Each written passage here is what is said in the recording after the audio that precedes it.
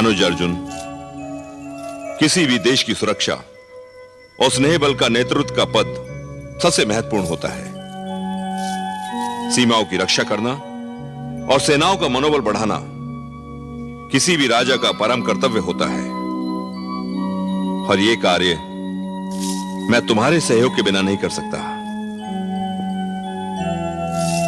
पूजनीय भ्राताश्री, आपके लिए और इस इंद्रप्रस्थ के लिए मेरी सेवाएं आजीवन समर्पित रहेगी। मुझे तुमसे यही अपेक्षा थी। ये जान लो वत्स, तुम्हारे शत्रु तुम्हारे अपने ही हैं, तुम्हारे ही रक्त हैं। वे अवश्य तनाव उत्पन्न करेंगे, तुम्हें भड़काने का प्रयत्न करेंगे, किंतु तुम्हें धर्मानुसार शांति बनाए ही रखना है। मैं प्रयत्न करूंगा मुनिवर,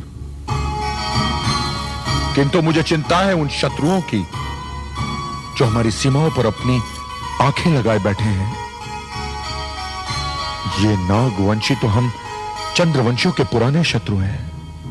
वो हमें चैन से बैठने नहीं देंगे।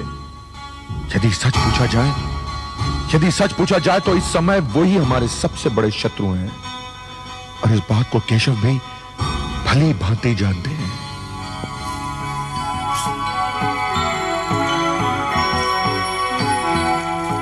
प्रणाम केशव। प्रणाम। यशस्वी भव। मैं जानता हूं कि नागवंशी आपके सबसे बड़े शत्रु हैं, किंतु मैं यह भी जानता हूं कि जो जितना बड़ा शत्रु होता है उसमें उतना ही बड़ा मित्र बनने की क्षमता भी होती है।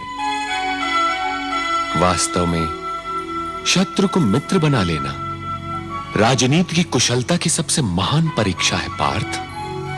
केशव, मित्र बनने की क्षमता उन शत्रुओं में होती है जिसमें मित्र बनने की भावना होती हो,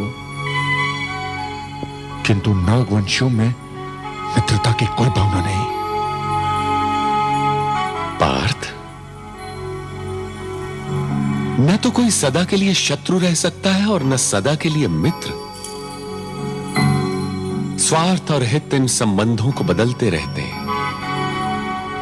यदि किसी शत्रु को यह समझा दिया जाए कि मित्रता स्वयं उसके हित में है, तो उसे मित्र बनते देर नहीं लगेगी।